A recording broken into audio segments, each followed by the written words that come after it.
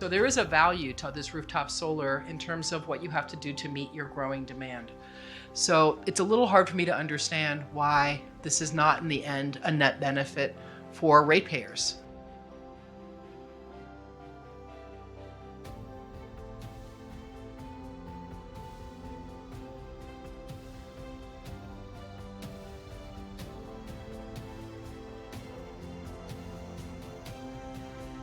And the fact that right now it's supposed to be 111 degrees this week. We've got parts of the state where people traditionally didn't have to have air conditioning and they do now.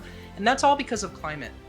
And so there's a value to renewable energy beyond whatever the cost of electricity is, because it keeps us from having to burn fossil fuels. I mean, I live in a city that's about to build a gas plant because of a lack of renewable generation within our city, or renewables that we can access because of transmission constraints.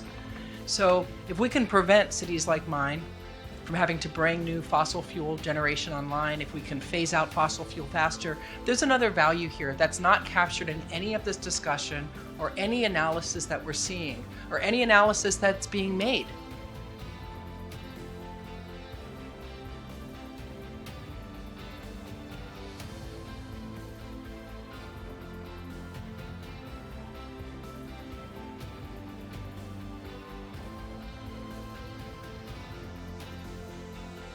Month after month, year over year, what we're seeing is that we're being told that ratepayers have to bear the burden and shareholders continue to pocket the profit. What hasn't been said here today is that when this infrastructure, as our colleague from Glendale was saying, is built in other ways, and especially by the IOUs, there's a guaranteed rate of return.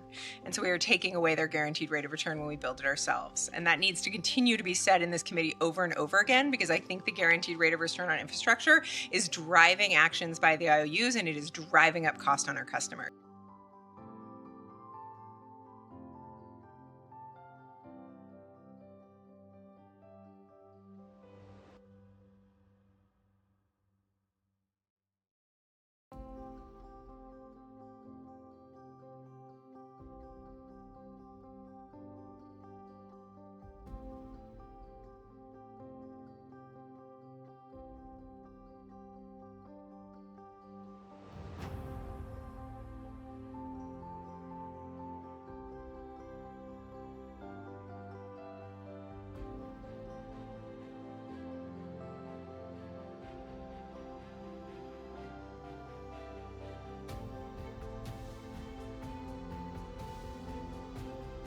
PG&E recently was denied all the wildfire costs they wanted, especially the undergrounding, because it didn't look like they could actually build it all, even if they wanted to, by an administrative judge. The PUC then overruled that and granted it all to them, driving massive costs for PG&E consumers. And so, I mean, I think we just have such problems with this infrastructure that it is being driven by the IOUs to get that guaranteed rate of return for their shareholders that I think it's a conversation we need to continue to have.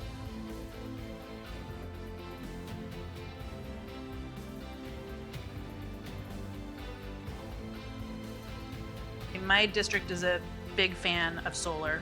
A lot of people in my district invest in solar and have solar. And we've gotten support for this bill maybe more than any other bill this whole session this year.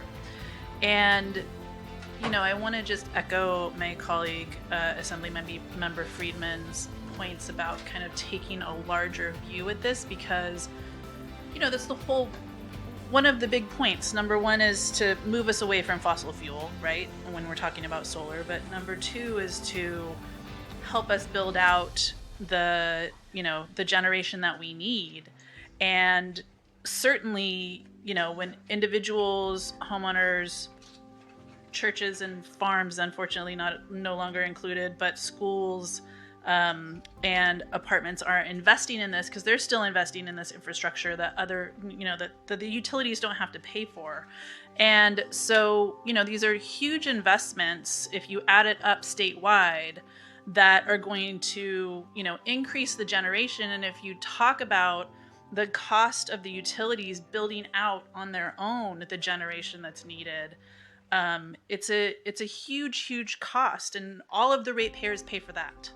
And so, you know, I I feel like we really need to get a handle on this larger conversation about the cost benefit of solar and how that is benefiting ratepayers in the end, because everyone's investing a little bit in the infrastructure and the generation that we need statewide. So there's so much more demand, and this is, I think, should be seen as a benefit, that this is an investment that is helping us get there.